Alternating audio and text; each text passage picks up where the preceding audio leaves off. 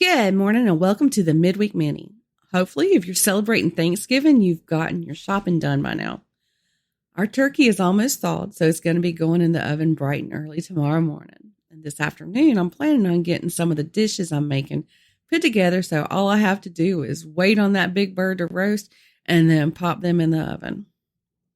Well, tomorrow on Thanksgiving, it would have been the 107th birthday of legendary American baseball player Joe DiMaggio.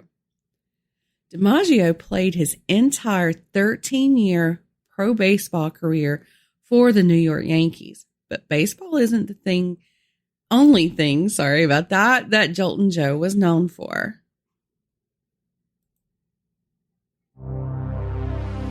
Triple Studios proudly presents the Midweek Mini, and here's your host, Henry Lee.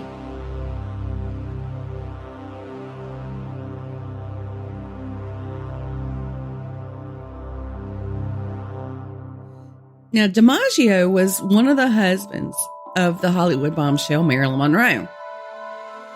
The couple married less than 2 years after a friend of DiMaggio's had set him up.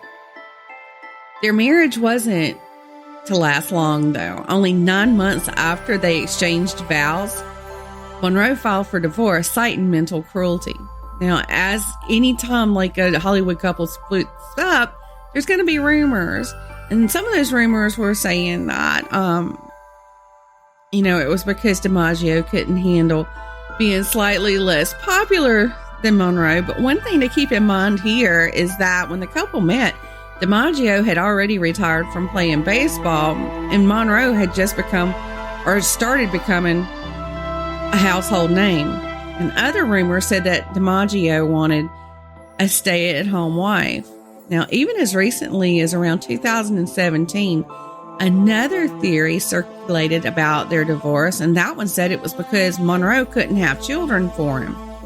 Now, I believe probably, and this is just my opinion, the biggest issue in their marriage, though, was that DiMaggio was way too involved in her career, and maybe he expected the way she was portrayed in movies to change once she was a married woman.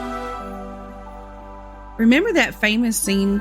I'm not sure exactly which movie it was, but I swear the subway vent blows her dress up. Well, that was the final straw for DiMaggio.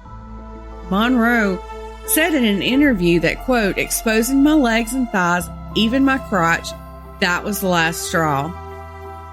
But even though the couple divorced, DiMaggio still cared about Monroe and took care of her. In 1961, when Monroe divorced Arthur Miller, DiMaggio was there to pick up the pieces, and he comforted her through a period that left her emotionally fragile. He even took her away to Florida for some R&R after she was released from psychiatric care.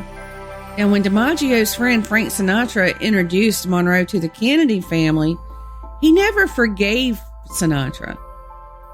Monroe was battling depression and drug abuse at the same time that rumors of an affair with JFK and Bobby Kennedy were swirling. DiMaggio just felt that Kennedy clan wasn't a good influence for Marilyn, especially in her fragile mental condition.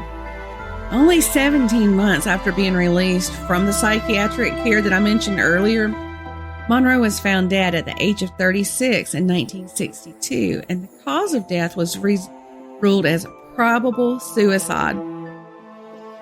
Now, interestingly, DiMaggio swore that Monroe had told him that someone was going to, quote, do her in. Now, DiMaggio was very certain that the Kennedys had everything to do with Monroe's death.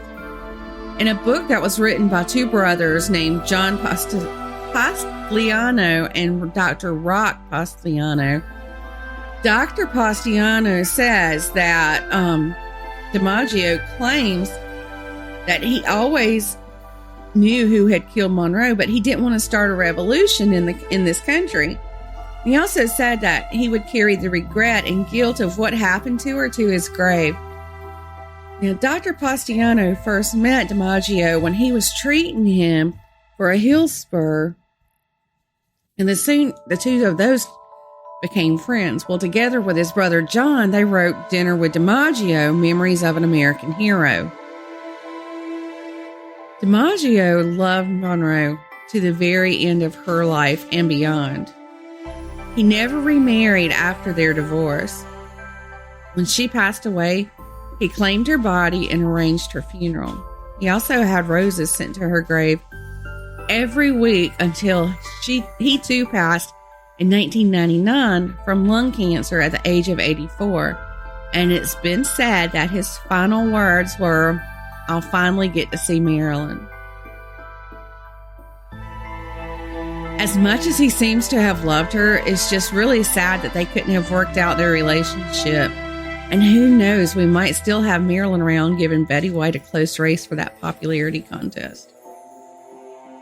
Well, that's it for today's episode. Be sure to come back on Friday evening for an all-new What the Friday.